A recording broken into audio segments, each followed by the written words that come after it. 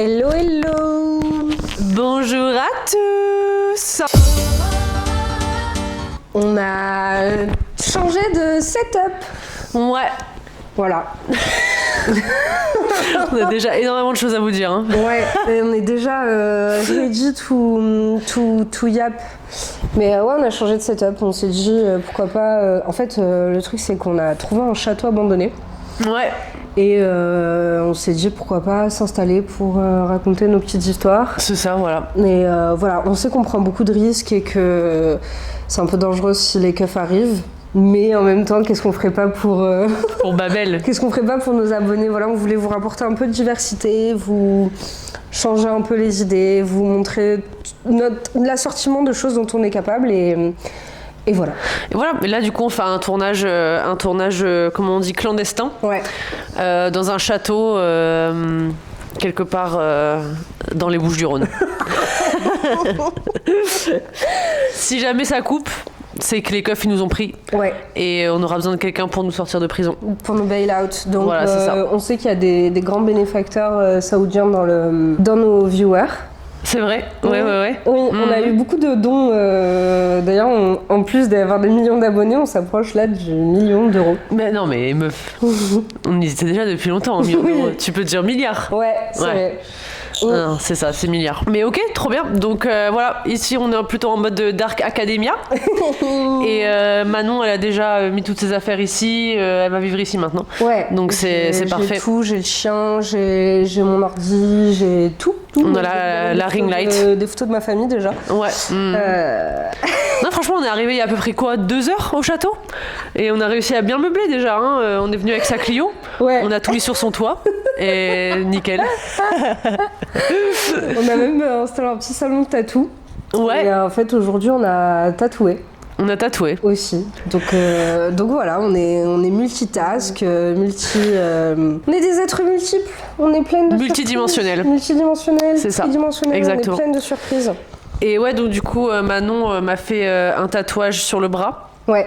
Et je vais pas vous le montrer maintenant parce que il est très rouge, mais sachez que c'est une belle référence littéraire. Oui, nous sommes des femmes de culture. Exactement. Nous sommes des T'as fait elle, toi? Cultivées. Ouais, j'ai fait elle. Bah voilà, bien moi sûr. aussi. Attends, on a un master en littérature, ça veut dire on peut pas plus savoir lire que ça.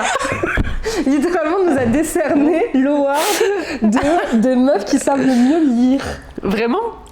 On est les meilleures lectrices de France. Exactement. Et du coup, on n'a même plus besoin de lire. Tellement on a déjà le master, bah on lit pas en fait. Pourquoi je vais lire des livres? Je sais déjà lire. On sait déjà lire. J'ai tout fait. J'ai tous les profs qui ont certifié, qui ont tamponné en disant elle sait lire. Tu maîtrises la lecture. Alright. Donc voilà, c'est un tatouage en référence à une grande œuvre de littérature sous la forme d'un gros cafard. Auquel je m'identifie énormément. Donc voilà. Ceux qui auront la chance de me voir cet été, vous aurez la chance de voir mon gros cancre là de bras. Ouais, j'avoue qu'il n'y a pas plus girly que tellement s'identifier à un roman que tu serais prête à te tatouer genre la créature la plus dégueulasse vraiment au monde sur ton propre corps parce que... Surtout ceux qui me connaissent. Vous savez très bien que j'ai du bif avec les cafards. Mais bien sûr, c'est... On en parle de celui que t'avais retrouvé Non, je pense que c'est un peu X-rated, je sais pas. Oui, c'est X-rated. Mais en gros, j'ai trouvé un cafard dans ma table de nuit, ma commode de nuit. Et dans la commode de la table de nuit, il y a des choses de nuit, en fait. Et c'était un énorme cafard. C'était vraiment le cafard de Kafka. Genre, c'était un truc bien noir. Énorme. En train de giser, genre de lay down à côté de l'objet de nuit, genre qui était dans la table de nuit. Ce que je comprends pas, c'est d'ailleurs, tu sais que j'y pense tout le temps. Tu sais que à ce cafard. J'y pense. Mais je comprends. Tout le temps. Il me hante parce que je sais pas, mon château là, le château, pardon, c'est pas un château à cafard. Genre il y a jamais de. Bah, non. Il y en a 2-3, mais genre, tu sais, qui passent par les canalisations. Donc j'en ai eu, dans toutes les 2 heures où depuis je suis installée dans ce château, j'en ai eu 2, tu vois. Mais celui-là, À mon avis, il était ancien, il était vieux parce qu'il était vraiment Il était énorme. sec, non? Et il est venu, oui, il était sec. tout sec, tout Il est mort, tout venu, sec. Je pense, parce que pour se faufiler, les canalisations, aller jusque dans la table de nuit et tout, parce que je suis vraiment, il n'y a pas de cafard dans la maison. Il allait s'installer là, se poser pour dormir et donner son dernier souffle. Je pense, parce que genre, qu'est-ce que ça n'a... Non, mais c'est clair, c'est clair. Moi, je pense qu'il y a un rapport avec Kafka. Avec d'ailleurs, Edgar, la preuve que Google nous ment sans arrêt, on avait eu cette discussion quand j'avais trouvé un cafard dans ma cuisine, un seul. Et j'avais tapé, est-ce possible d'avoir qu'un seul cafard? À chaque fois, Google, ils sont là, genre, les chevaliers de l'apocalypse vont arriver, vous allez avoir 1 milliard de cafards dans votre canalisation et tout. En fait, non, je vous assure, et là, je vous le dis aujourd'hui, c'est possible de n'avoir qu'un seul cafard chez soi. Faut arrêter, en fait. Faut arrêter. Totalement possible. Moi, ça m'est arrivé plein de fois. Il n'y en avait qu'un seul. Et je connais une personne qui, lui, a des cafards chez lui. Et il n'y en a pas qu'un, genre vraiment. Non, mais on est d'accord. C'est la Zumba. Mais tu les vois pas, tu sais, c'est pas. Ouais. T'envoies un, t'envoies deux, t'envoies trois. Genre, tu laisses un truc traîner, tu vas en voir. Bref. Ouais, moi j'en vois genre un tous les 18 mois, quoi. Oui. Mais ça va. C'est ça. En même temps, à Marseille. Littéralement, c'est quoi votre légende urbaine là? Que si on éradiquait tous les cafards de Marseille, la ville s'écroulerait? C'est les fondations. Vraiment, c'est les fondations de Marseille, les cancres là, les cafards. Ah putain. Donc voilà, sur ce, aujourd'hui, on a des choses intéressantes à vous raconter. Et on a surtout l'histoire d'une abonnée. Eh oui. Qui est assez longue en plus, donc merci l'abonné. Ouais, merci. Et du coup, on va écouter ça. En plus, on sait que cette abonnée, elle a aussi ses propres podcasts d'histoire et tout, donc elle raconte bien normalement. Ouais. Donc je vais m'installer confortablement. Je me dis qu'on pourrait peut-être laisser le lien de son podcast en description. Ouais, carrément. C'est vachement... C'est bien monté, c'est joli, c'est rigolo à écouter. Bon, vous verrez par vous-même. Ok, donc oui, l'histoire est assez longue. Alors, je l'ai pas lue, Louise la connaît pas non plus, donc allons-y. Quand j'étais en BTS, j'ai rencontré cette fille qui, en plus d'être dans ma classe, vivait dans la même CTU que moi. Je suis une personne très intuitive et la première impression qu'elle m'a faite n'était pas bonne. Je ne saurais pas dire pourquoi, mais je la sentais pas. J'ai décidé de passer outre cette impression et la proximité aidant, nous sommes devenus amis. Cette fille-là, appelons-la Cheyenne, était une fille extravertie, cool, elle rigolait fort, parlait à tout le monde, semblait avoir tout vécu et avoir toujours des choses à raconter. Être à ses côtés, c'était être certaine de passer un bon moment, de rigoler et de lâcher prise. J'ai toujours été assez réservée et avec elle, j'avais l'impression de me débrider. Plus le temps passe, plus je me rends compte avec une amie qu'on a en commun, qu'on appellera Marie, que Cheyenne n'est pas si authentique qu'elle le laisse paraître. Sous ces airs de fille pleine de confiance se cache une personne qui manque cruellement de personnalité. Dès que Marie et moi répérions un vêtement que l'on aimait, Cheyenne s'empressait de l'acheter pour elle, tout en ne se gênant pas de critiquer en parallèle nos goûts. Du style « Il est original ton sac, moi je l'aurais pas acheté, il fait très petite fille naïve » quand on lui demandait pas son avis. Cheyenne, c'était le genre de fille qui, pour se sentir bien, passait son temps à rabaisser les autres à travers des petits pics bien placés. Exemple, lorsque l'on essayait des vêtements en boutique avec Marie, venant de nulle part, elle a décidé de complètement dénigrer nos corps en sachant pertinemment que nous étions complexés. Vous voyez, moi j'ai des épaules carrées et je suis grande, mais au moins j'ai pas de ventre. Sympa. Alors, petite parenthèse, l'abonné écrit très très bien et ça fait très plaisir par rapport aux histoires de la semaine dernière. Putain, les histoires du Reddit français, c'est vraiment la 4e B, quoi. Ah, c'est terrible. Là, c'est beau, c'est joli. Tout ce qu'on avait, elle le voulait. Le crush de ma pote Marie, elle l'a ajouté sur Facebook et a commencé à lui parler, alors qu'elle disait à Marie qu'elle méritait beaucoup mieux que ce mec. Un jour, Cheyenne, Marie et moi décidions d'aller se faire tatouer. Chacune avions une idée en tête. Marie, une phrase, Cheyenne, une clé égyptienne derrière la nuque, et moi une rose avec les dates de naissance de mes frères et sœurs sur le bras droit. Ce tatouage était le premier qui avait une signification à mes yeux. Mes amis étaient au courant car nous avions échangé sur le sujet. Cheyenne, hésitante sur son idée, commence à réfléchir à d'autres choses. Et si elle se faisait tatouer un dahlia sur l'épaule? Pourquoi pas sur le bras au final? Non, des roses plutôt. Oui, Cheyenne avait décidé de se faire tatouer des roses sur l'avant-bras gauche en sachant pertinemment la signification de mon propre tatouage. Gênée par ça, je décide de lui en parler en lui disant que c'est un tatouage personnel et qu'en étant amis, en le faisant pratiquement au même moment, les gens penseraient qu'on aurait un tatouage en commun, ce que je ne voulais pas. Elle s'est vexée en disant que ce tatouage c'était pour son père et que si c'était comme ça, elle ne le ferait pas. Elle l'a fait 1 semaine avant moi, chez la même tatoueuse. Après cet événement, j'ai largement pris mes distances avec elle. La deuxième année de BTS, nous n'habitions plus au même endroit, ce qui rendait les choses plus faciles. Je me contentais de supporter sa présence, sans plus. Un jour, nos professeurs nous ont demandé de mettre en commun nos travaux, afin que nous puissions nous inspirer les uns des autres. J'étais en design graphique, et nous devions imaginer une publicité pour Choupa Choups. Lors des rendus finaux, quelle fut ma surprise de voir, parmi les propositions de Cheyenne, une idée très inspirée de la mienne. Je n'ai rien dit, car je savais que le professeur avait vu mon idée lors du partage quelques jours auparavant, mais je ne cessais d'être choquée par son culot. Le BTS se termine, la vie blagueuse décide que Cheyenne et moi soyons à nouveau dans la même classe l'année d'après. Déménageant à l'autre bout de la France et n'ayant qu'elle comme seul repère, on se rapproche à nouveau. Cette année est catastrophique, je déteste la ville, l'école et je décide de me plonger dans mes dossiers de candidature pour les masters. Pendant cette période, Cheyenne, beaucoup moins investie, me demande beaucoup d'informations, notamment les dates de candidature, les écoles auxquelles je postule, etc.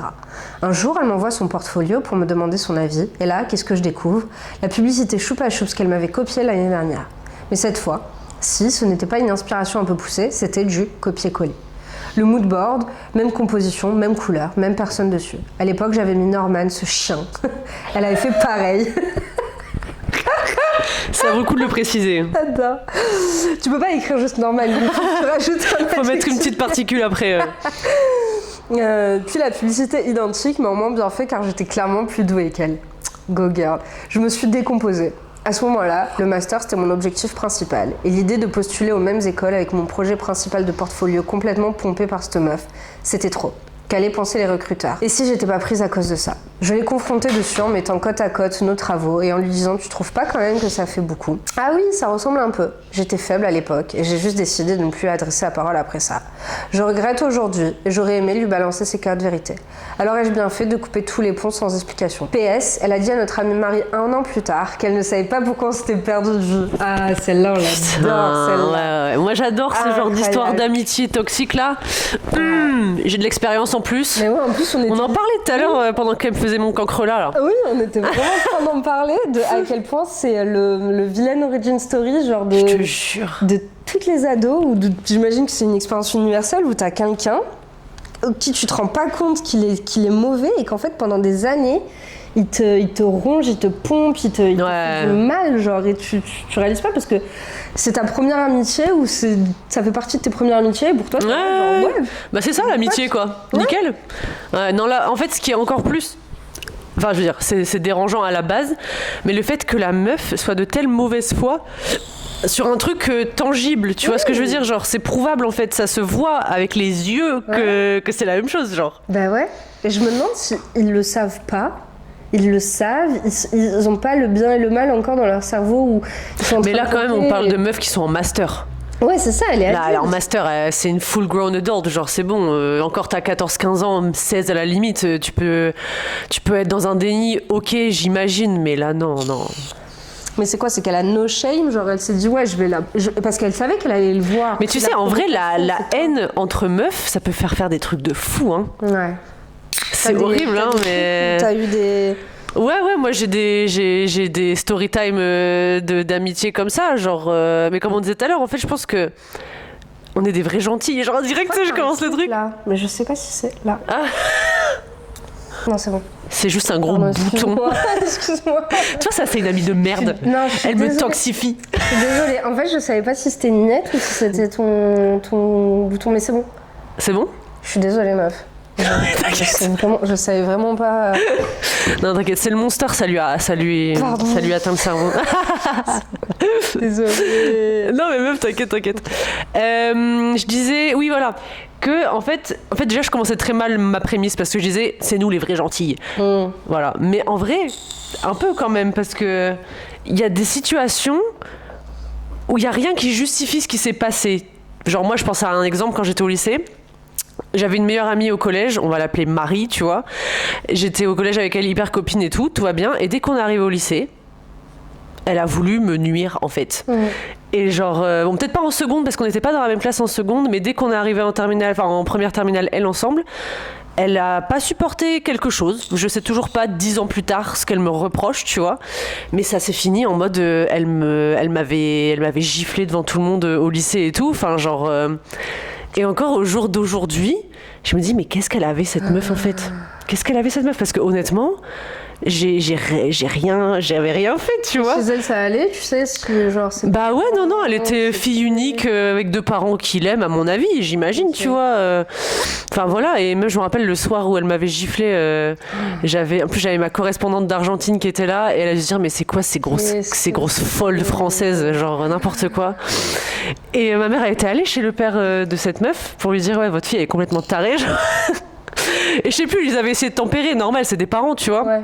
Mais non, il n'y avait pas vraiment eu de conséquences, à part qu'elle avait été collée et que moi, genre, heureusement, je m'étais pas redéfendue après, tu vois, genre, quand elle m'avait giflé devant tout le monde, tu sais, en plus, quand t'as 16 ou 17 ans, t'es devant tout le lycée, c'est l'heure de la sortie des cours à 5h30, 6h, tout le monde est là, en fait, il y a 300 personnes où t'es, et t'as une meuf qui te met une gifle hors de l'espace, genre j'ai rien compris ce qui se passait et j'ai décidé je me suis dit en une seconde comme ça, je me dis soit je l'encule, mais genre soit je l'extirpe de sa vie en fait, soit je lâche mes affaires et je cours dans la rue parce que ça va pas le faire. Et du coup j'avais couru dans la rue et il y avait un pote qui m'avait rattrapé et ma correspondante argentine qui faisait à peu près 100 kilos de plus que moi et qui m'avait rattrapé comme ça. J'étais en train de péter un câble dans ses bras et tout, tu vois. Mais c'était n'importe quoi, hein. Mais ça c'était vraiment n'importe quoi. T'es sorti nulle part. En fait, je me rappelle qu'on sortait d'un cours de spé anglais et qu'il y avait 2 filles, tu sais, les meufs popus des lycées riches là, qui sont venues me voir et me disaient ah t'as trop raison, Marie, c'est une pute. Et moi j'avais juste rien dit, je les avais regardées genre. Déjà, toi, meuf, c'est pas toi qui m'as bully à la piscine la semaine dernière. Genre, commence pas à me faire chier avec la meuf qui je suis en froid. Enfin, bref. Et je pense que cette meuf-là, Marie, elle avait dû entendre ah, Marie, c'est une pute. Elle avait dû croire que c'était moi qui l'avais dit, ou j'en sais rien. Enfin, c'est ce qu'elle m'avait dit après, tu vois. Mais clairement, enfin, c'était pas moi qui l'avais dit, elle le savait très bien. Et c'est là où vraiment, genre, je m'étais retournée, elle était en face de moi, elle m'avait mis un patin, genre. Oh mon Dieu. Ouais. Oui, donc c'était un comportement juste parce qu'elle était entitled, quoi. C'était ça, et après on avait eu un rendez-vous, comment ils appelaient ça, un truc disciplinaire là, au lycée. Et moi encore je me retrouvais dans la sauce, alors que j'avais vraiment rien fait, quoi. Ouais. Surtout c'était l'époque où j'étais juste stone sur Tumblr avec un tie and dye et un legging Galaxy, genre vraiment je demandais rien à personne, tu vois. J'avais pas la tête à ça. J'ai toujours été une meuf vraiment genre mellow et pacifiste un peu, tu vois, genre quand on m'emmerde je réponds, mais genre je vais jamais provoquer des embrouilles comme ça. Ouais, t'es pas dans les histoires, c'est ça, genre ta vie c'est pas en fait je pense elle était dans ce truc de prouver sa réputation. Ah oui mais ça depuis le collège son truc ouais c'est ça, depuis le collège on se suivait toujours dans le classement de la classe. Moi déjà je suis une meuf mais pas compétitive. Ouais. Et vraiment, ça m'a nui, à tel point que ça m'a nui dans ma vie parce que j'ai aucun esprit de compétition. Ouais, et du coup, t'arrives nulle part. Et du coup, en fait, j'arrive nulle part parce que j'ai pas envie d'écraser les gens, tu vois. J'ai pas de truc. Bah, c'est ça, tu vois. Qu'on me laisse vivre, en fait. Ouais. Même quand il s'agissait de postuler à des masters, à des trucs d'échange et tout, j'étais là genre... On verra si tout ce que j'ai à offrir, c'est moi-même. C'est ça, si je suis prise. Et si je suis pas prise, c'est que j'étais pas censée être prise, voilà, tu vois. C'est ça, je vais pas user de stratagème pour. Et cette meuf-là, depuis le collège, dès qu'on avait des notes, elle était genre ah t'as eu combien. Ouais. Et ça, je me rappelle très bien que dès que j'avais une note supérieure à elle, elle me faisait la gueule, tu vois. Ouais. Mais ça, je me dis vas-y, le collège, t'as 12, 13, 14, ouais. Ok. T'es élevée dans une famille où tes parents ils veulent que t'aies des putains de notes, ok, je peux comprendre, tu vois. Mais jusqu'au lycée et tout, elle était comme ça. Et je sais plus pourquoi je racontais tout ça. Il y avait un lien sur le truc précédent. Ah oui, le rendez-vous disciplinaire. Et donc du coup, moi, je me retrouvais dans la sauce, alors que vraiment, littéralement, je m'étais juste fait gifler devant 300 personnes, tu vois. Et la CPE, je me souviens, elle était là genre non mais Louise, t'as dû faire quelque chose quand même pour que Marie elle soit comme ça avec toi. J'étais là genre la vie de moi que non. La vie de moi que je comprends rien depuis le début de l'année. Cette meuf, elle a une dent contre moi. La vie de moi que je comprends rien à ce qui se passe. Et la CPE me croyait pas. Et je me rappelle, elle était à côté. Marie, elle avait fini par dire un truc genre oui, mais c'est parce que quand j'étais avec tel mec, tu le draguais et tout. Non, son mec qui faisait 1m60, je m'en foutais de son mec, enfin voilà. En fait, elle s'accumulait des trucs. Ouais, en fait, il y avait des trucs qu'elle surinterprétait. Finalement, quand on était sortis de ce bureau de la CPE, elle s'était pris des heures de colle, moi rien, thank God, parce que vraiment, je méritais pas. Et elle finit par me dire non mais de toute façon depuis toujours j'ai toujours été jalouse et tout machin. Ok, au moins elle a comme clean, mais après ça s'est pas amélioré, tu vois, notre amitié. Ça lui a pris genre il a fallu qu'elle te gifle pour pouvoir te dire genre en fait ces gens ils savent pas communiquer quoi. Si elle avait avant le build-up de tous ces petits trucs genre. Et je me rappelle c'était au point de me faire des câlins en mode ah Louis, je suis trop contente que tu comprennes tout parce que moi encore une fois gentille, je lui dis ah bah meuf faut pas être jalouse de moi, genre vraiment t'es belle, t'as des beaux yeux verrons, moi j'ai pas des yeux verrons. Enfin, tu vois, genre, essayer de trouver des trucs pour être gentille, tu vois, parce que je me dis, bon, bah, elle s'en veut quand même, elle a eu des heures de colle et tout, tu vois. Et bon, voilà, moi, au jour d'aujourd'hui, j'ai pas de ressentiment envers elle, mais j'ai toujours ce truc au fond de moi, je me dis, mais qu'est-ce que je lui ai fait? Pourquoi moi, tu vois? Ouais, mais voilà, parce que ça aurait été n'importe qui. En fait, non, c'est pas que c'est elle personnellement, mais c'est juste que... Non, mais elle, par rapport à toi, t'aurais été n'importe qui, t'aurais pu tout faire, elle aurait quand même eu un problème. En fait, c'est là que tu réalises, après, quand t'es adulte, genre, a posteriori, que finalement, t'as des gens, mais tout est en eux et que toi... Tu peux être n'importe qui, tu peux être la meilleure personne du monde, ils auront forcément un problème avec toi parce que ils sont pas bien. Quoi, tu veux venir? Ok. Le gros Tam is back. Il habite au château. Allez, viens. Et oui, et en fait, c'est des gens, tu peux faire tout et n'importe quoi, ils sont pas bien, ils ont pas confiance en eux. Et d'ailleurs, ce que la contributrice anonyme me dit, c'est que je pensais qu'elle avait confiance en elle, mais en fait, je me suis rendu compte que c'est quelqu'un qui manquait cruellement de... Mais bien sûr, et en général, c'est ça, le trait de personnalité des gens qui ont pas confiance en eux, c'est qu'ils fake it, en fait. Et moi, pareil, cette meuf-là, Marie, du lycée, moi, c'était la meuf la plus assumée, la meuf la plus cool, la plus intéressante, la plus intelligente et tout, et en fait elle devait se sentir comme une merde, tu vois, et c'est horrible en y repensant. T'es en train de surenchérir pour pouvoir oui, parce qu'en fait c'est ça, genre je pense qu'il y a des gens genre comme nous qui voulons juste un peu raser les murs, c'est pas vraiment ça, mais c'est un peu ça, genre moi je veux juste survoler les trucs, et t'as des gens qui eux les pauvres sont pris dans l'engrenage de pouvoir, dignité, de machin et tout, et qui jouent le jeu à 10 000% avec des gens qui sont pas des joueurs, tu vois, moi j'étais exactement partie pour... Exactement, c'est ça en fait, genre je pense qu'il y avait aussi une partie d'elle qui était frustrée parce que je répondais pas en fait. Ouais, c'est ça. Tu vois, te chercher de la provocation, c'est pour ça, genre la gifle, le truc de mettre un copier-coller de ce que t'as fait dans son portfolio, c'est de la provocation en fait. Eux, ils vivent dans le conflit, tu vois, il y a ce truc où tout doit être un conflit, tout doit être un problème qui peut être résolu, pas résolu, et quand tu réponds pas, en fait, c'est là que tu te prends les trucs. C'est pour ça que quand tu dis t'es une vraie gentille, c'est dans le sens, pas une vraie gentille, genre ah c'est moi, je suis la bonne personne. Non, bien sûr. C'est dans le sens où toi tu n'as déjà aucune conscience des dynamiques de pouvoir qui sont en train de s'orchestrer autour de toi. Donc tu sais pas y répondre en fait. Et tu veux juste apaiser tout le monde constamment en fait. Parce que tu comprends pas pourquoi il y a quelqu'un en colère. Moi j'ai vécu ça un peu. Pareil que toi, moi j'ai vécu ça toute ma vie, tu vois, c'était avec les amis, et après c'était avec des gens de ma famille, tu vois, qui sont censés genre te protéger et machin, et en fait qui sont dans cette compétition bizarre, cette provocation bizarre, où t'es constamment en train de toi avoir le rôle de devoir apaiser des foules adultes, alors que t'es un enfant, parce que tu sais pas ce qui se passe chez eux, ou des fois ils sont en colère contre toi, alors que littéralement tu saurais même pas expliquer ce que t'as fait, genre comme avec Marie. Et en fait, t'es toujours en train d'essayer de faire le médiateur entre toi et quelqu'un qui... Mais c'est ça, et en plus, comme tu disais juste avant, il joue à un truc où toi tu joues pas en fait. Mais c'est ça, tu comprends même pas. C'est comme s'il parlait une autre langue. Ouais, c'est ça. Je me rappelle quand je suis arrivée le premier jour de, je sais plus, première ou terminale, et je voyais tous les gens qui me regardaient de haut en bas, j'ai dit wesh, j'ai fait quoi? Tu vois, genre... Et en fait, je sais toujours pas ce qu'elle a dû raconter à ces gens pour que t'aies les trois quarts du lycée qui soient contre moi, tu vois. Mais ça fait bizarre, quoi. Ouais, c'est terrible. C'est là, genre...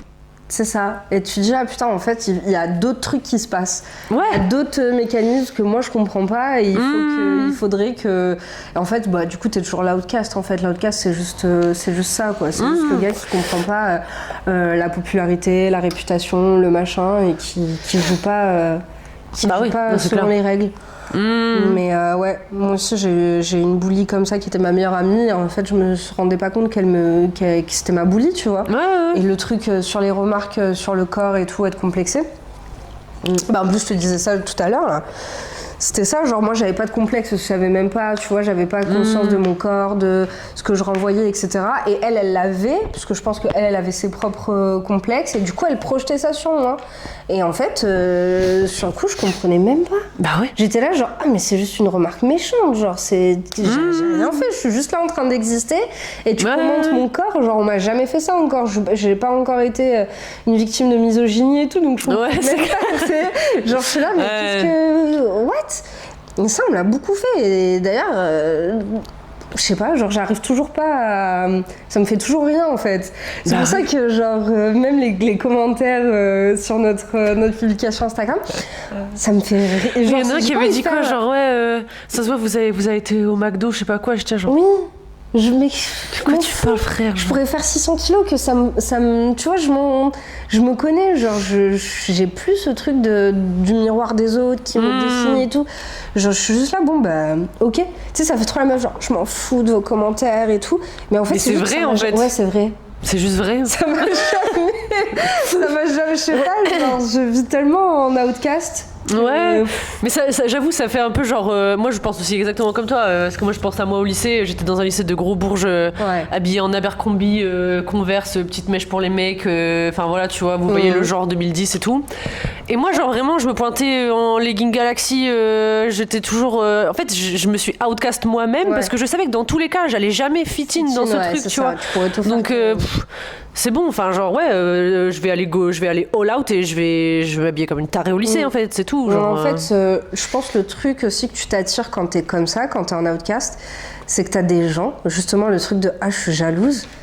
Tu percutes même pas, tu te dis mais comment elle peut être jalouse de moi? Moi je suis la bizarre, tu vois.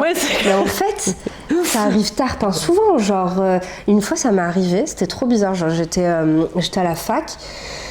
J'étais avec une ancienne amie, et on était allés dans une soirée, et en fait, il y avait de la musique et tout, on dansait, et elle, c'était vraiment l'exoise, tu vois, petite blonde, avec les trucs Zadig et Voltaire et tout. Ouais, je vois exactement. Et je la connaissais depuis quelques heures, tu vois, et elle est venue me voir, et elle m'a dit...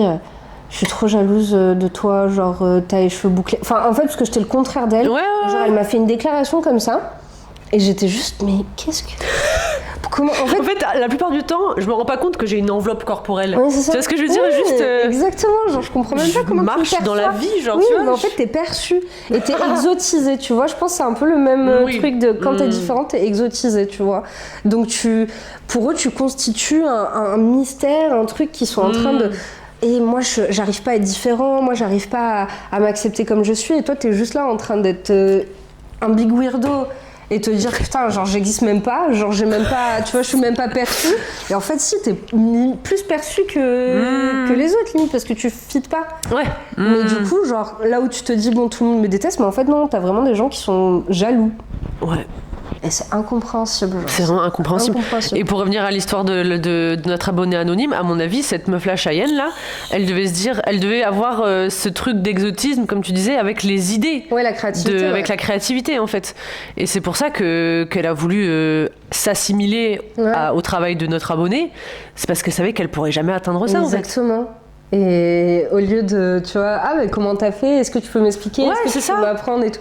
Mais après, c'est ça, même t'es à la fac et tout, en vrai tu restes un enfant, genre tu restes une petite merde et voilà, tu vois. Mais c'est toujours marrant de voir ces trucs là a posteriori où tu fais putain, il y avait tout ça qui était en train de se dérouler et moi j'étais juste malheureuse parce que mon amie elle était en train de me faire du mal. En fait non, il y avait tellement plus qui s'opérait. Mais en tout cas c'était une très bonne histoire, très bien rédigée, on a beaucoup apprécié. Et voilà le type d'histoire qui nous fait du bien. Ouais, est-ce que vous voyez, c'est pas un truc en mode mon père s'est tué, il est parti avec la maîtresse. Non, pas besoin de trucs chocs. Si c'est bien écrit, si c'est un peu relatable, nous on prend, y a pas de souci. Grave. Où est mon téléphone? J'ai entendu vibrer tout à l'heure, mais je pense qu'il doit être sous un de nos culs. Oh merde. Ah, il est là. Il est là. Tout va bien. Donc moi ma première histoire, donc c'est Suis-je le trou de balle, donc le Reddit français, et ça parle un peu bon ok, je vais juste le lire. Donc suis-je le trou de balle d'avoir appelé les flics pour un potentiel suicide? Bonjour. Navré si ma question peut sonner bête ou évidente, mais je vais développer. Je suis amie en ligne sur Discord avec un jeune homme de 23 ans très immature émotionnellement. Ce n'est pas quelqu'un de très stable selon mes observations. Hier soir, il a subi un choc émotionnel important, le rejet de la part de son ex qui lui a dit pour de bon que c'est fini alors que lui espérait un retour. Il me dit quelque chose du genre « Je pleure, je suis pas bien, je crois que je vais faire une bêtise ». J'ai répondu et après je n'ai plus eu de réponse pendant plusieurs heures après le message. Mon instinct me dit d'appeler les flics, Je prends ce genre de message au sérieux. Je ne connais pas son nom de famille, alors je leur ai donné son adresse et l'endroit où il bosse pour qu'ils le retrouvent plus facilement, et je finis par m'endormir, angoissée, au milieu de la nuit. Finalement, il m'envoie des messages ce matin. Selon lui, ils sont venus dans la nuit et ils ont contacté son patron pour avoir davantage de moyens de le retrouver. Son patron n'était pas très content. Je pensais pas qu'il ne le contacterait vraiment, un peu choqué par son attitude apparemment. Mon pote allait donc bien et il m'a incendié ce matin pour ce que j'ai fait. Selon lui, il n'a jamais eu aussi honte de sa vie que j'ai menacé. Putain, mais les gens ne savent pas écrire, c'est un truc de fou. Mon pote allait donc bien et il m'a incendié ce matin pour ce que j'ai fait. Selon lui, il n'a jamais eu aussi honte de sa vie et le fait que j'ai menacé son poste à son job. Ça veut rien dire. Quoi? Mais ils écrivent. C'est un truc de fou. Bon, en gros, voilà, il aurait pu perdre son taf à cause du fait qu'elle ait appelé la police, machin. Je pensais que c'était la chose à faire. Ça me semblait être ce qu'il fallait faire. Mon copain, lui, qui est proche de ce garçon, n'a pas pensé à faire ça malgré le message inquiétant. Et il ne m'a pas non plus dissuadé. Mais il n'a pas envisagé la possibilité de le faire. Oh putain, et ça veut rien dire. Il faut qu'on les réécrive en fait. Ah putain, c'est un truc de fou. Cette personne m'en veut si je étais excessive. Bon, en gros, cette personne m'en veut. Ai-je été excessive? Suis-je le trou de balle d'avoir appelé les flics et de lui avoir mis la honte et risqué de faire perdre son taf? Edith. Et aussi, suis-je le trou de balle d'en vouloir à mon copain et de lui avoir fait le reproche de n'avoir rien fait malgré le message inquiétant? Mon copain connaît mieux ce mec que moi et ils sont plus proches, mais j'ai trouvé ça irresponsable de n'avoir pas pris au sérieux ce message. Il m'a dit, bon, il fera rien. Je trouve qu'il l'a pris à la légère. Ok. Bon voilà, avec toutes les fautes de grammaire, j'espère que ça a été clair. Bon, le message est passé quoi, en gros. Ouais. Ok. Bah non.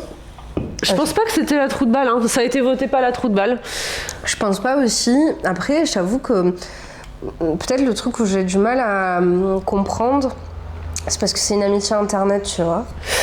Et ça a créé un pivot entre ce que je connais et ce que je connais pas, tu vois. Ouais. Parce que c'est sûr que interpréter les messages écrits, bah, c'est toujours compliqué, quoi. Surtout le mec avait juste envie de vent et en fait c'est passé pour une annonce de suicide et de machin. Peut-être faire une bêtise, il pensait à totalement autre chose, tu vois. Je sais pas, taper une ligne avec des putes, tu vois. Pour lui c'était ça, faire une bêtise. Et en fait l'autre s'est affolé. Non mais par contre ouais, ça ce que je comprends pas, c'est les gens, tu fais un truc bienveillant qui littéralement peut être interprété que comme bienveillant et il le prend mal. Genre frère, commence pas à crier au loup s'il n'y a pas de loup. Bah c'est ça, qu'est-ce que tu veux que je fasse? Il y a une différence entre le mec ça fait 6 jours qu'il envoie plus de messages, là je m'inquiète et machin, et du coup j'appelle et bon bah tu le prends mal parce que t'avais juste pas ton téléphone ou pas ton ordi et tout, ok.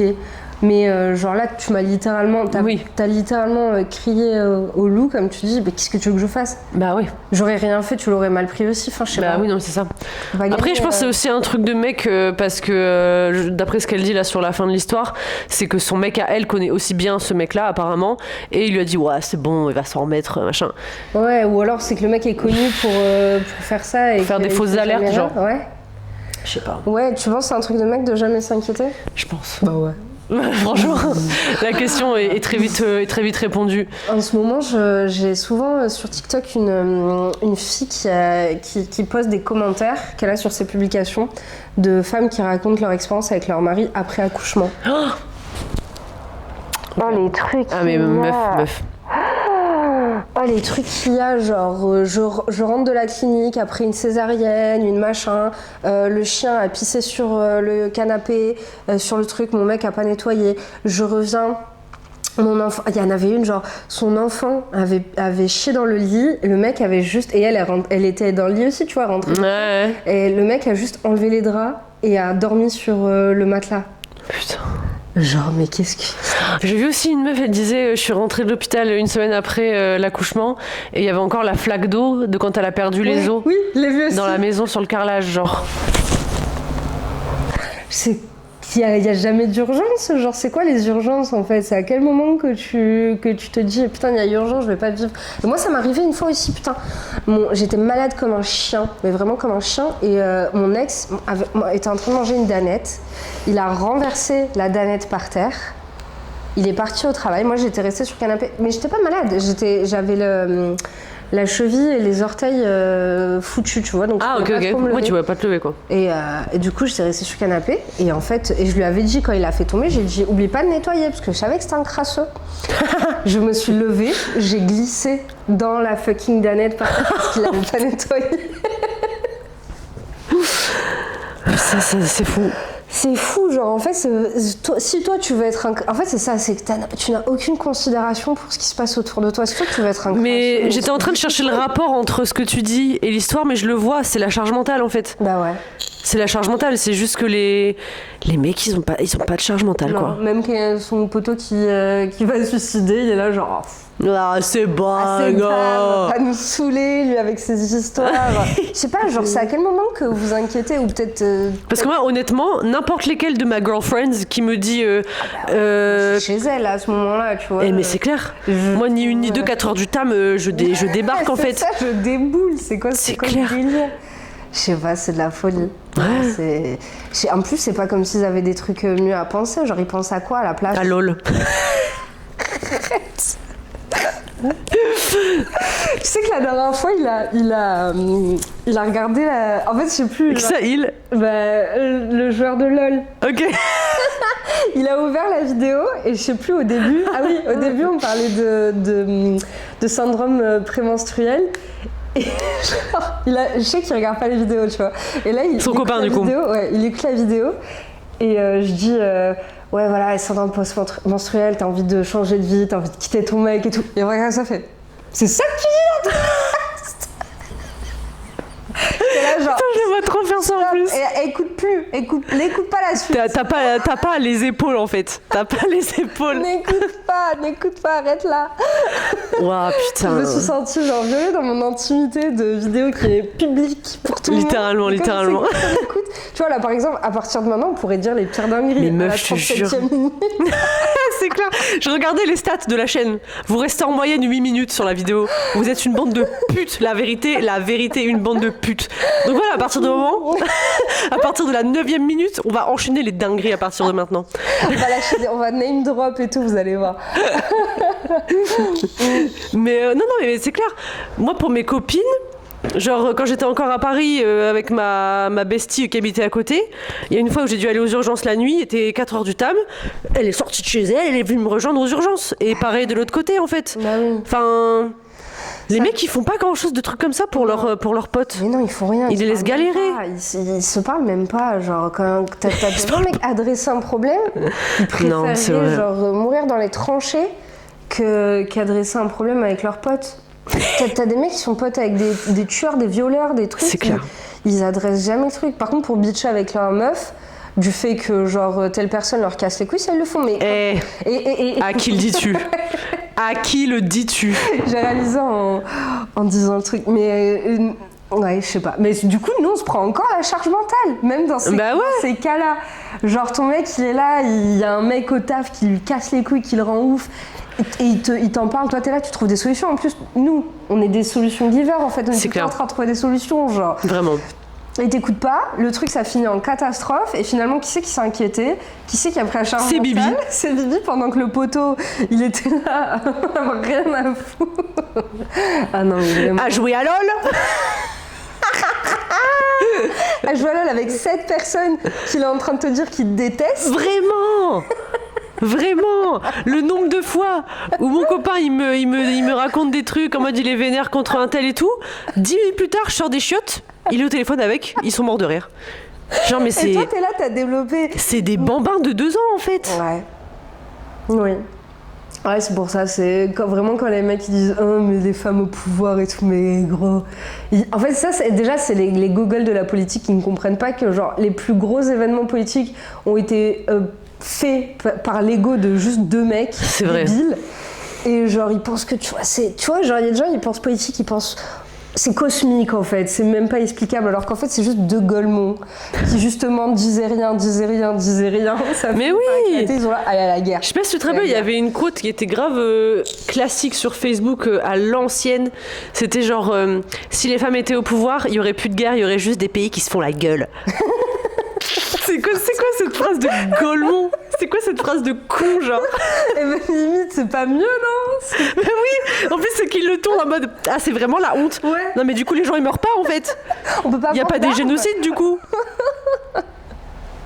Putain. Oh mon Dieu. Et pensez à ça, le lendemain de la journée des femmes, on tourne ça le 9 mars. C'est vrai. Déjà en plus hier, comme on disait. Hein? C'est tous les jours la journée des femmes pour nous. Hein. C'est clair. C'est clair. Pardon, je t'ai coupé, tu disais. Non, je disais tout à l'heure, là, il y avait des manifs à Marseille pour la journée des femmes, et il pleuvait. Est-ce que ça, c'est pas sexiste aussi? De fou. Non, de fou, c'est une honte. C'est une en honte. plus, je suis désolée, la journée des femmes, un vendredi? Alors que tout le monde est en RTT, en congé, genre? Non? Faut le faire un lundi, un mardi, je sais pas, réfléchissez un peu. N'importe quoi. Ça n'a N'importe aucun quoi. sens. Franchement, Macron, voilà quoi, démission. Yes. Prochaine histoire. Prochaine histoire. Histoire numéro 3. Alors, celle-là, c'est vraiment pareil, c'est un homme qui l'a écrit, c'est l'homme le plus clueless du monde. J'adore. Suis-je le trou de balle d'avoir dit à l'ami de mon frère que s'il a l'impression que tout le monde le déteste, c'est lui le dénominateur commun? Ok. C'est un peu anecdotique, mais allons-y. J'habite au Massachusetts. Je vais même pas essayer de le prononcer parce que... Massachusetts, et mon frère a un nouvel ami texan nommé Fernando. Fernando nous rendait visite dimanche quand il a dit qu'il avait pratiquement été chassé du Texas. Je lui ai demandé ce qu'il voulait dire et il prétendait ne plus se sentir en sécurité là-bas. Je lui ai demandé de préciser et en gros il a dit que personne dans sa ville ne l'aimait, y compris sa propre famille. J'ai dit « Quelque chose que j'ai appris de Reddit, c'est que si une personne ne t'aime pas, c'est une chose. Mais si absolument personne ne t'aime, c'est toi le dénominateur commun. » Il faut imaginer le Redditor avec Ding, le... ding. Ouais, c'est vraiment avec le genre... chapeau. Avec le fedora, là. Tu sais, il me parle un peu comme ça. Il faut savoir. Il faut que savoir. tu es le dénominateur Tu commun. es le dénominateur commun. Quel enfer! Il a dit que c'était une remarque extrêmement déconnectée et privilégiée. Mon frère a dit que je n'avais clairement jamais été victime d'intimidation et de discrimination. Je leur ai dit que c'est ridicule de penser qu'une ville entière s'acharnerait sur un homme adulte sans raison. On n'est plus dans les années 1950. En plus, c'est vraiment tellement un truc de ricain, genre. Tu sais, genre, on m'a pratiquement chassé du Texas. T'imagines, quelqu'un dit, on m'a chassé d'Auvergne. Ça marche, C'est nul. c'est trop nul. Allez, soit c'est- Fernando, là, qu'est-ce qu'il va nous raconter encore? Donc on n'est plus dans les années 1950. Fernando a répondu « Tu ne connais rien de ma vie, alors ne prétends pas savoir. » Je lui ai dit que je n'allais pas rester là à me faire insulter sans raison et je suis montée à l'étage. J'ai entendu Fernando dire que j'avais mal agi et mon frère dire « Il ne sait pas ce que c'est pour nous. » Et essentiellement, rassurer Fernando en lui disant qu'il était en sécurité et protégé ici. Suis-je dans le tort? Je me dis que si l'idée du dénominateur commun était mauvaise, on ne la donnerait pas autant. Mon frère exige des excuses et son ami ne veut plus avoir affaire avec moi. Mais je comprends pas, en fait. T'as pas compris qu'en fait Fernando il est gay et que sûrement c'est le mec de son... Ah, j'avais pas compris ça. Non, mais je me disais peut-être que c'est un mec racisé, tu vois. Oui, ouais, ou alors c'est un mec racisé, mais on m'a Ouais. dit genre, je pense qu'il est gay. parce Ah, qu'il il est dit gay avec qu'il son sait pas- frère. Ouais, je pense. Ah, il sait pas putain. ce que c'est pour nous, genre, tu vois. Ah, j'avais pas compris. Et l'autre il est là. Mais c'est Mais pas- non, peut-être c'est toi le problème, C'est pas sale gay. possible, je l'ai vu sur Reddit, quand quelqu'un n'a pas d'amis, c'est sa faute. Tu peux pas te faire chasser d'un pays quand même. Attends, on n'est pas en 1900. Mais le poteau, genre. Il est monté dans sa chambre, genre. Genre, il s'est gratté le menton, genre. Fernando. Fernando. Se faire chasser du Texas? Waouh, ok. Ah ouais, moi j'y étais même pas tellement c'était con, quoi. C'est trop con. Oui, soit il est racisé, soit il est machin, mais genre. Bah si, en fait, c'était le truc que le frère avait dit, que j'avais pas compris. Il peut pas comprendre ce que c'est d'être Ouais. nous, ok. Ouais. Ouais, le mec est trop con, parce que oui, c'est vrai ce truc de dénominateur commun. Genre, Oui, ça peut arrive. être vrai, mais faut pas l'appliquer aveuglément à chaque C'est situation, le genre. mec le plus clueless du monde. Genre, il avait un truc sur Reddit une fois, il s'est dit ah, Ça, c'est la vie. c'est vraiment un mec de Discord. Genre, je suis désolée, mais c'est vraiment quelqu'un qui n'a aucune interaction, genre hors. Mais c'est ça, en Internet. fait, c'est vraiment, ça fait penser aux propriétés des mathématiques. Si blablabla, alors blablabla. Et ben C'est j'applique tout. ça de façon éhontée, aveuglée, C'est ça. sur toutes les composantes de ma vie. Et en plus, on n'est plus dans les années 1950, du coup, il peut plus y avoir de Bah, problème de race. du coup, il y a classe, plus de- d'homophobes, il y a plus de racistes. Tout va bien Exactement. maintenant. Je n'ai plus. Tu sais, Tout est réglé. Je peux débrancher le cerveau. Genre, quand il y a un problème, il y a 2 solutions. Genre, c'est vraiment un. En fait, lui, il vit que en est-ce le trou de balle. Genre, tu lui racontes une expérience, il est là, oui, non, aucun trou de balle. Putain, mais t'imagines le monde sans Reddit. Ah, tu sais, c'est comme les TikTok là où tu vois une espèce de plage magnifique avec la musique là. Le monde, si Reddit n'existait pas, ce Ah serait que des ouais. belles plages de sable fin, je vous le dis. Ah, vraiment, ah, le golemon. Non, mais parce que c'est le truc de dénominateur commun, genre. Je suis Oui, d'accord. ça, bien sûr, oui, Finalement, oui, tu te rends compte qu'il y a des gens, ouais, c'est chelou, genre. Personne les D'ailleurs, il y a aime. une meuf que tu connais qui s'est fait chasser du Texas aussi, non? C'est fait chasser de Marseille, c'est encore pire. Tu parles de. J'avoue, oui. Ah, ok, ok. Elle est pas texane? Si, si. Ouais, voilà. Ah, oui, oui. C'est à ça que je pensais, en fait. Ah non, moi je pensais que justement, quand tu parlais de dénominateur commun, cette meuf-là, c'est le dénominateur Oui, c'est commun. Ouais, ouais, c'est ça, ok, ok. C'est ça que je veux dire. En fait, l'histoire, elle était gaulerie parce que il y avait le truc de Clouless. Oui, il y a et en le même temps, parallèle, parce qu'il y oui, avait oui, le vrai elle qui est vraiment le dénominateur commun, qui elle s'est vraiment fait chasser du Texas. Bon, c'est pas vrai, mais voilà quoi. Mais c'est vrai que te faire chasser de Marseille, putain, il en faut. Hein. Il en faut, putain, pour se faire chasser de Marseille. Marseille, justement, c'est l'endroit. C'est un peu le nouveau. The New World, en fait. Vraiment. Non, mais tu sais, quand je suis arrivée ici, j'ai rencontré plein de gens qui n'étaient pas marseillais. Et tout le monde disait quelque chose dans les cordes de c'est la ville de la dernière chance. Ouais, c'est vrai. C'est vrai. Tu respires en fait.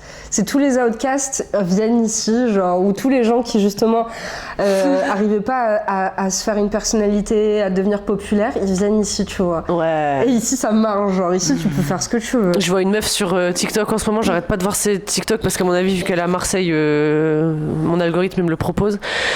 C'est une meuf, ça se voit, c'est une parisienne fraîchement débarquée à Marseille, tu vois. Ouais. Avec le make-up un peu graphique, très stylé et tout. Mais en fait, elle parle de la ville comme si elle y avait toujours vécu. Et je trouve ça trop dérangeant, surtout à parler de Marseille. T'es une meuf blanche, privilégiée, t'arrives à Marseille et tu commences à dire « Ah non, mais il faut grave sortir au cabaret là, toi, c'est là où se trouvent les gens les plus cool et tout. » C'est là genre... En plus,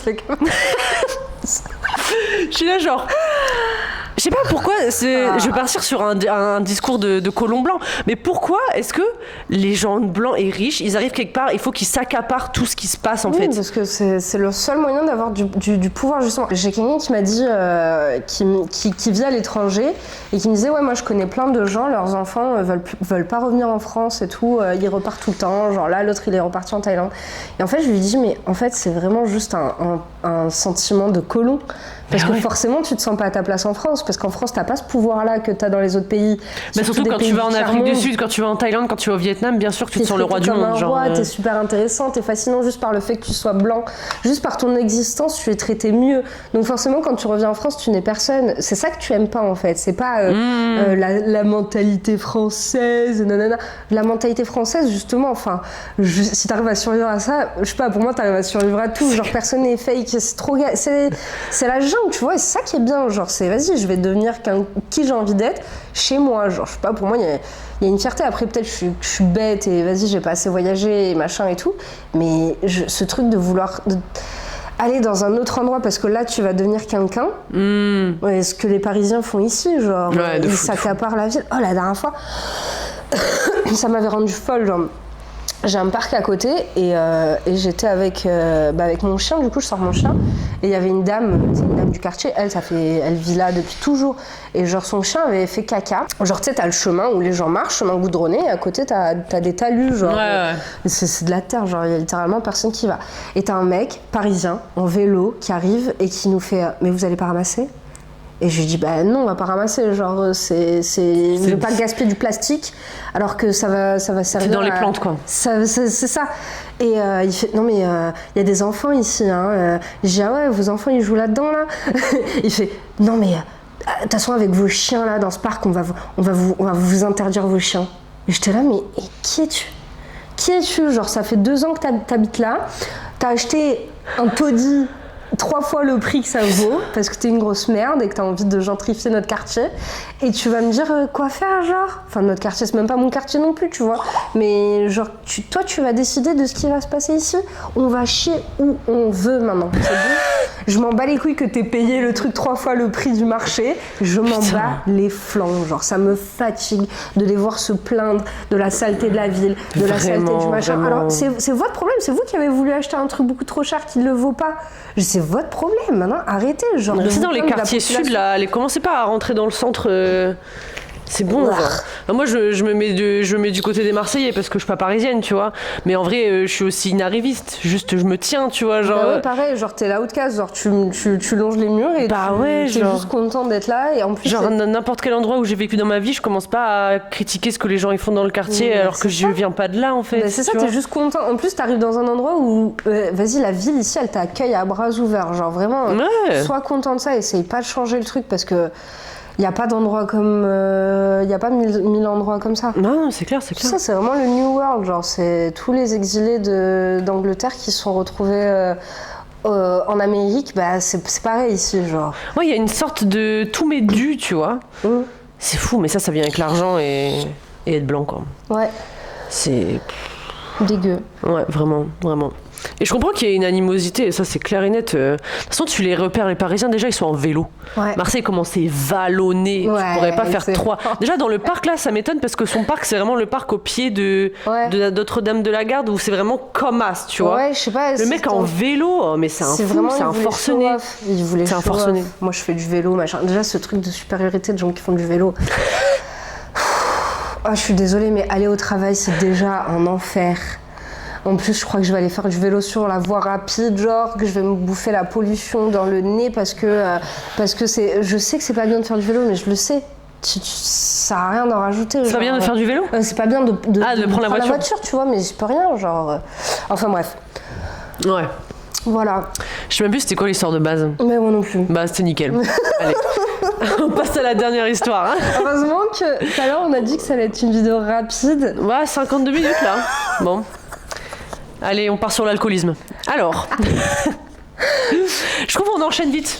On dit des choses, mais on enchaîne vite. C'est vrai. Donc, suis-je une merde d'être énervée de ne pas être invitée à une virée camping à cause de mon addiction ? Trigger warning, alcoolisme.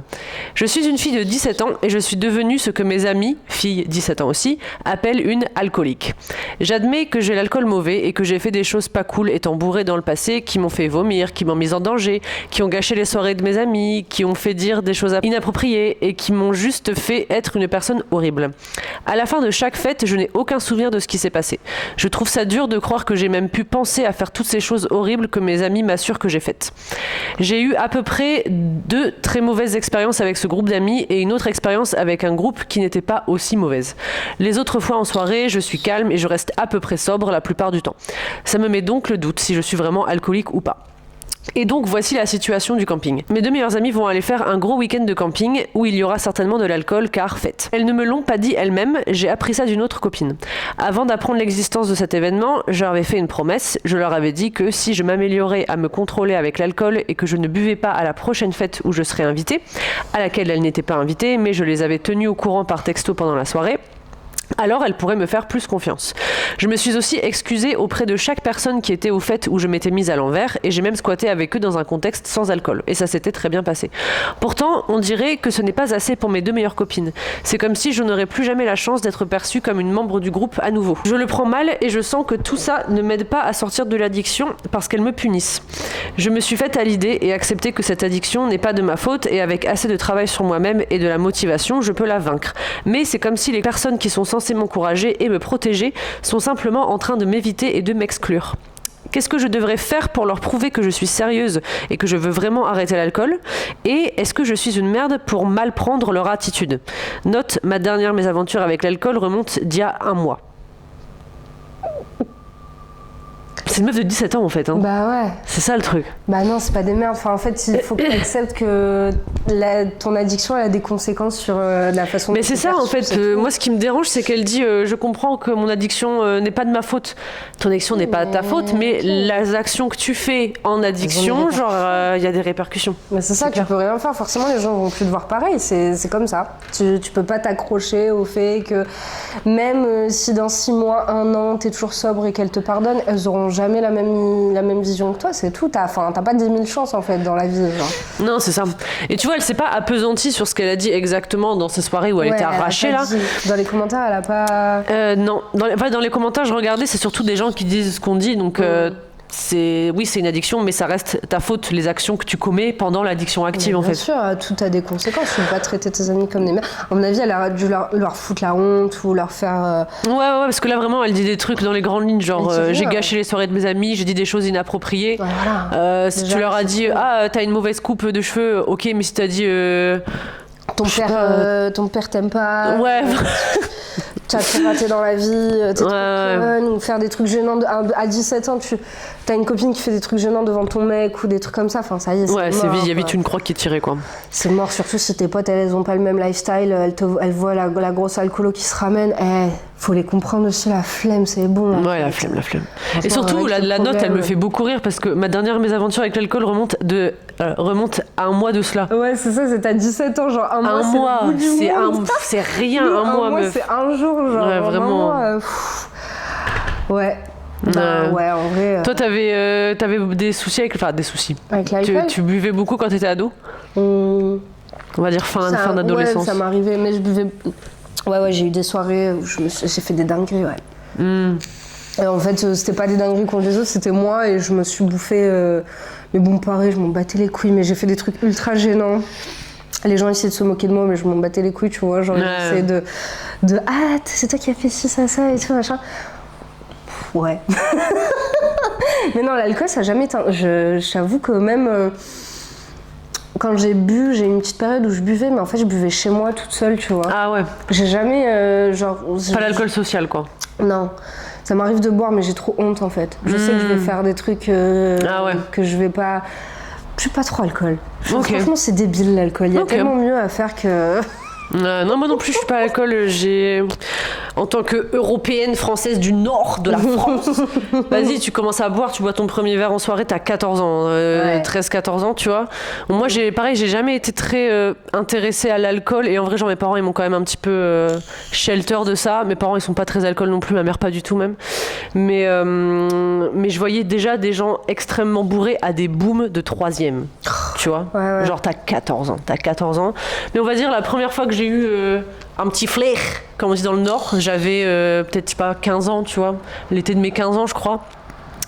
Et en fait, j'ai jamais kiffé la sensation d'être bourrée. J'ai jamais été arrachée au point de dire des dingueries, d'être plus capable de me contrôler, tu vois, parce que j'ai aussi la phobie du vomi. Donc évidemment, je vais quand même pas commencer à pousser les limites. Si c'est pour faire des crises d'angoisse, c'est pas la peine. Et en fait, après, vers mes 20 ans, 21 ans, j'ai juste arrêté de boire parce que j'ai jamais... Même boire une pinte, ça me fait pas kiffer, en fait. Je préfère boire un jus de fraise. Ouais, c'est plus fun. Ouais, franchement. En vrai, l'alcool, c'est sympa. Moi, je bois souvent quand je suis avec mon père parce qu'il aime bien le vin. Ouais, voilà. Ça délie les langues, tu vois, c'est sympa. Des fois, tu passes des bons moments. Genre, ça peut aider, tu vois. Genre, pas aider, mais... C'est le lubrifiant de social, oui, bien sûr, ça désinhibe un peu et ça, comme je dis, ça délie les langues, c'est une bonne expression. Ouais, c'est ça. Mais après ça, genre, je sais pas, c'est pas fun.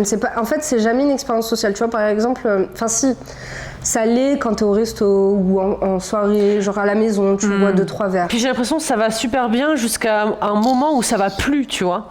Et direct, les gens ils sont malades ou les gens ils commencent à dire des dingueries ou ils commencent à être violents. Il y a une espèce de seuil à ne pas franchir. Et moi personnellement, je sais pas c'est quoi mon seuil. C'est pour ça que j'ai jamais trop poussé, tu vois. Non, c'est clair, c'est terrifiant. En plus, moi j'ai quelqu'un d'alcoolique dans ma famille, donc j'ai grave vu les répercussions et tout ça. Ça m'a calmé grave. Alors moi je buvais pas, genre, je crois que j'ai pas bu pendant 2 ans. Après, genre, maintenant que je me connais, genre, je sais que j'ai pas une personnalité addictive et tout, donc en soi, je peux faire plein de trucs, tu vois, je me connais. Mais comme tu dis, le seuil, c'est ça qui est terrifiant, en fait. Les gens qui deviennent méchants, les gens qui deviennent violents, et qui reboivent tous les soirs, et qui font la même chose tous les soirs. Genre, le cycle... vraiment. Ouais, c'est trop naze. Alors que, pareil, je fume pas non plus, mais genre, fumer un joint... Oui. C'est plus fun, tu vois, à la limite, parce que ça te permet de connecter, tu vois, avec les gens. Enfin, je sais pas comment dire, mais ça te rend plus empathique, ça te rend plus apte à écouter vraiment, genre, ce que les gens veulent te dire. Toi, ça t'aide exposer certaines idées, alors que l'alcool, ça te rend juste gogol. Mais c'est ça, fait. et en fait, moi je pense que j'ai toujours été plus attirée par la fumette que par l'alcool, parce que c'est un peu genre.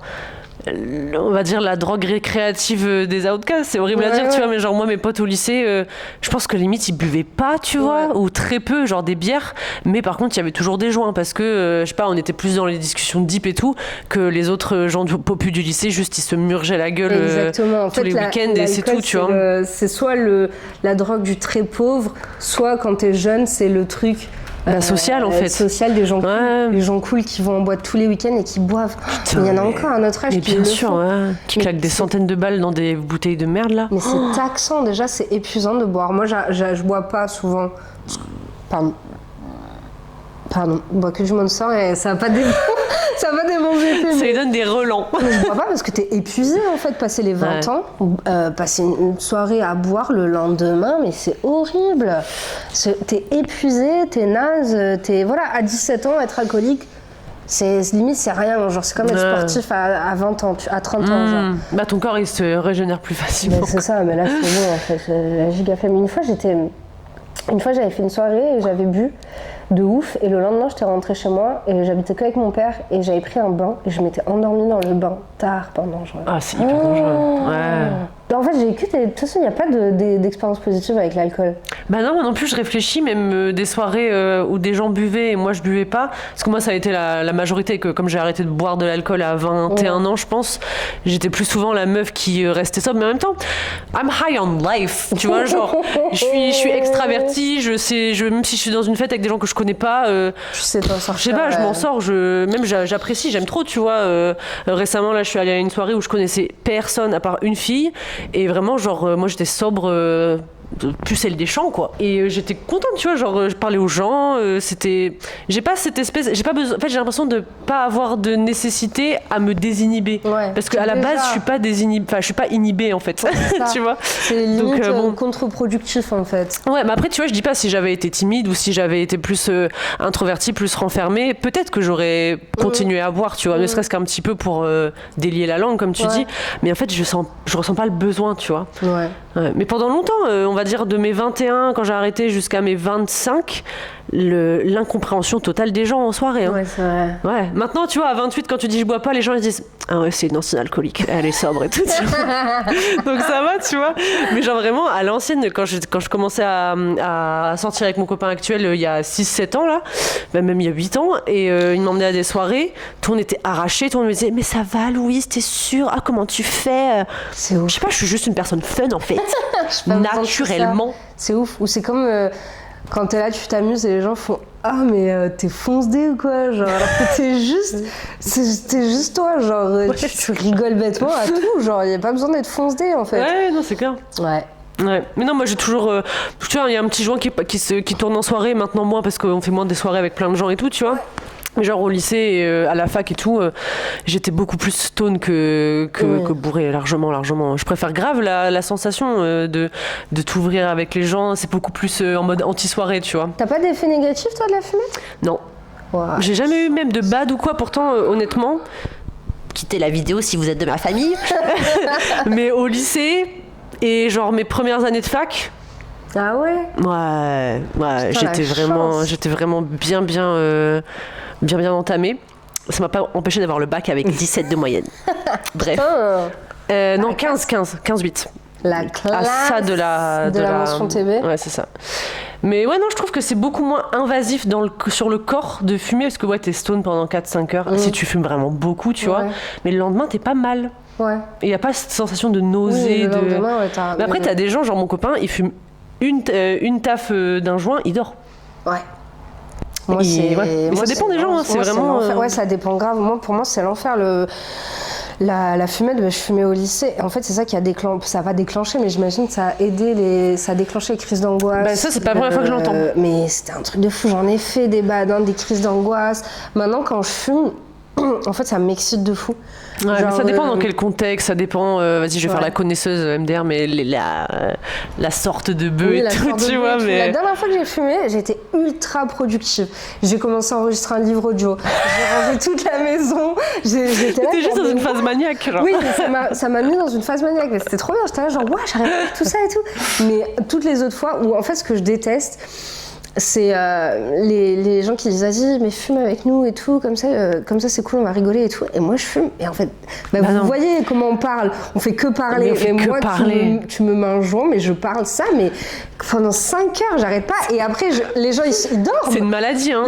C'est une maladie dorment, vraiment. Moi, je dors pas, je suis dans ma tête et dans ma tête il y a 50 000 voix qui se parlent en même temps, c'est horrible. Il y a personne qui peut supporter genre quelqu'un comme ça, genre. Heureusement qu'on s'est trouvé parce que putain, vraiment, je te jure. Je pense toujours aux autres là. Quoi, samedi on était à une teuf, tu vois. Et mes potes ils étaient là, ils étaient en mode teuf, tu sais. C'est potes à elle, pas moi. Pardon. Ils dansent, ils sont là devant les caissons et tout. Et moi je suis là en train de raconter des trucs, genre blablabla, je parle de vidéos YouTube, de mon puzzle, de trucs, mais traînés, genre. Et je suis là et je leur dis ça va, ça te dérange pas et tout que je suis en train de te non, vas-y. Je suis là, mais vous êtes fous. Vous êtes fous, comment vous pouvez supporter ça? Moi je supporte pas ça. Genre vraiment je supporte pas, mais ouais. Putain. Il faut bien s'entourer quoi. En vrai moi je kiffais trop, c'était fumer avec mon meilleur pote Kevin, si tu regardes la vidéo, tu manques. Non en vrai je t'ai vu la semaine dernière mais bref. Mais lui vraiment, quand on était au lycée, on fumait à donf le mercredi après parce qu'on n'avait pas cours, tu vois, à 2. Et mais lui, c'est la Babel originelle. Hein. Lui, il peut parler tout seul pendant des heures. Et moi, j'écoute, hein, ça m'intéresse. En plus, le pire, c'est que ça m'intéresse. Et genre, il habite à Lille et moi, je suis à Marseille. Des fois, il m'appelle de façon random et juste, il me parle, tu vois. Bien. Il me parle et ça me fait même pas chier. Genre, je kiffe, tu vois. Lui, ouais, tu sais que lui, tu peux l'écouter parler. Kevin la Babel, genre. Ouais. C'est bien d'avoir son Babel à soi, genre. Vraiment, vraiment. Et je me rends compte, justement, on parle de dénominateur commun. Le dénominateur commun. Minutes, hein. Vraiment. Vous avez oublié ou pas? De toute façon, il n'y a plus personne qui regarde. Alors, niquez vos races. Mais le dénominateur commun des gens avec qui je m'entends hyper bien, genre toi, Colline, Kevin, mon copain, c'est des gens qui babellent en fait. C'est des gens qui parlent, qui yap. Non-stop. Tout le temps. Ouais. J'adore. Ouais, moi aussi j'adore, mais moi je me suis trouvé un mec qui ne parle pas. Ouais, c'est vrai. Et c'est au début. Son mec, c'est. Ah ouais, c'est. Mais il est trop sympa. Hein. Oui, il est adorable. Mais il t'écoute. Oui, ça. Sa blague, c'est de dire sa blague, c'est de dire ah ouais, désolé, je t'écoutais pas, genre. Je sais qu'il m'écoute, mais lui, c'est pas un plaisir, genre d'écouter les gens parler. Ouais. Il est très dans sa tête. Et damn, c'était dur au début. Hein. Mais je me rappelle, ouais. Je comprenais pas. J'étais là. Mais qu'est-ce que je dois faire? Pourquoi il est avec moi du coup? Du coup, on va s'asseoir ensemble en silence, genre. Ouais. Quelle horreur. Mais du coup, c'est cool parce que genre on peut. Ça m'a appris aussi à fermer ta gueule. À fermer ma gueule et à apprécier. Tu sais, je suis vachement. D'ailleurs, ça doit se sentir. Je suis vachement une angoissée du silence, tu vois. Ouais. Mais avec lui, genre, c'est trop bien. Du coup, ça nous permet de faire chacun les trucs de notre côté, mais d'être ensemble et genre de kiffer être ensemble. Parce que avant ça, moi, j'avais un ex qui lui parlait tout le temps. Ouais. C'était au point où je pouvais pas lire un livre parce que pendant que je lisais le livre, il me parlait et genre je n'avais pas le droit à mon petit jardin, mon petit jardin secret là. Ta bulle personnelle. Quoi. Ouais, c'est ça. J'avais pas le droit à ça. Il était tout le temps en train de s'interjecter et tout. Et là, du coup, c'est cool. Bon, bref. Ouais. Bah ouais, quoi. Voilà, putain. On a encore bien babellé. Ouais, là, finalement. Parce qu'on s'est dit tout à l'heure en commençant la vidéo, ouais, c'est bon, on a fait Babel il y a une semaine, on va pas avoir de grandes choses à dire. Tu parles. Lo and behold. Le jour qu'on arrête de parler, il faut s'inquiéter. Ouais, vraiment. D'ailleurs, si on poste plus, vous appelez la police, hein. Parce que c'est qu'on est mort, c'est qu'on nous tue en fait. Ah ouais, non, vraiment là, si on poste plus. Ah oui, d'ailleurs, on est sur Spotify. Ah oui. Si vous supportez pas de nous voir. Et puis, en vrai, je comprends parce que YouTube c'est chiant, genre si t'as pas. Ouais, si y a les pubs et tout, c'est hyper chiant. Ouais. Donc ouais, si vous voulez aller sur Spotify, moi j'ai galéré à nous trouver. Normalement, tu peux taper Babel dans la sous-catégorie podcast en fait. Ok. Parce que si tu tapes juste Babel, t'auras plein de trucs qui vont apparaître et c'est pas nous en fait. Ouais. Donc ouais, soit vous tapez Babel podcast ou soit vous allez dans la sous-catégorie podcast et vous tapez Babel. Oui. Sans S, juste B-A-B-E-L-L-E. Fais-nous une petite démonstration. Alors, là, tac. Avec du coup le petit logo de la chaîne. Voilà. Et si tu tapes Babel en cherchant dans la sous-catégorie podcast, comme tu viens de dire, tu trouves. Yes. Abonnez-vous, même si vous écoutez pas, on s'en fout. on veut que vous nous montriez que vous nous aimez. Parce que c'est pas qu'on a peur de pas être aimé, mais on aime bien être aimé quand même. C'est ça, voilà. Et on a quelques followers fidèles qui commencent à arriver là. Ça fait plaisir. Genre, je vais dire un big up à Paul, je vais dire un big up à Fiona, je vais dire un big up à Joudette. D'ailleurs, Joudette, hier, elle m'a envoyé un snap de elle qui écoute l'ancien, le précédent Babel, où je suis en train de dire que c'est une folle de l'ordre. Et elle m'a dit, bah ouais, c'est juste moi, quoi. Et j'étais genre, period. Period, Je l'ai Joudette. écouté hier en plus au parc. Ah ouais? Ouais. Non, ce matin. Je l'ai écouté ce matin, mais je sais pas pourquoi j'étais en mode gogol. Je l'ai écouté. Comme il y avait personne au parc, je l'ai écouté, mais avec pas de casque. Genre le son. Ouais, juste le son comme ça. Ouais, le juste parc à chiens, pas. quoi. Le parc à chiens, il se passe des choses. Et big up à Louis, big up à Lucie, Ouais, grave. big up à Olivia aussi, je crois, qui écoute. Big up à Clara. Oui, Clara. Qui Exactement. nous a envoyé un message et tout, qui nous a motivés à mettre sur Spotify. Très bonne idée, Clara. Et ensuite, est-ce qu'on peut faire une liste de tous les gens qu'on n'aime pas parce qu'ils écoutent pas? Ouais, de fou. Mousse. Mousse. Et Ange aussi. Oui, mais voilà. Ce sont mais- nos mecs. Oui, forcément, Voilà. qui ont la double casquette, qui sont des hommes et nos mecs à nous, donc forcément, ils vont jamais écouter ça. C'est Ils ça. en ont assez, en fait. Ils en ont assez. Bah, en même temps, je les comprends. Genre, est-ce que toi, t'écouterais un podcast de ton mec? Non, j'avoue. Je pourrais pas, je crois. Déjà, j'écoute sa musique. Ouais. Non, je rigole. Elle est trop bien. Allez streamer Sometimes de Social Dance sur Spotify, tant qu'on est dans les big up, dans les promos. Voilà, Sometimes, Social Dance, nouveau single. Clip de fou, deuxième clip de fou qui arrive. Ouais. D'ailleurs, un petit sentiment, un petit goût d'éternité dans ce clip. Moi, j'adore, personnellement. Trop mignon, la gentille. Et bah voilà, on se dit à dans 2 mercredis, les Babelites. On vous aime fort. Et je trouve qu'on a beaucoup ouvert notre cœur dans celui-ci. Ouais, c'est vrai qu'on On a grave, ouais. On a grave, avez- on s'est grave, je sais pas c'est quoi le mot, confié. On s'est confié, ouais. Vous avez eu un vrai moment de vie, j'ai l'impression. Ouais. Slice of life, Ouais. c'est ça. Peut-être parce qu'on est dans le château. C'est ça, ouais. Il y a une espèce d'ambiance qui. Tu sens qu'il y a eu des prêtres ici qui ont fait des confessions. Alright. Et ben, gros bis les Babelites. On vous aime fort. Restez comme vous êtes. Vous êtes des gens géniaux. Tu peux la mettre la musique allemande, non?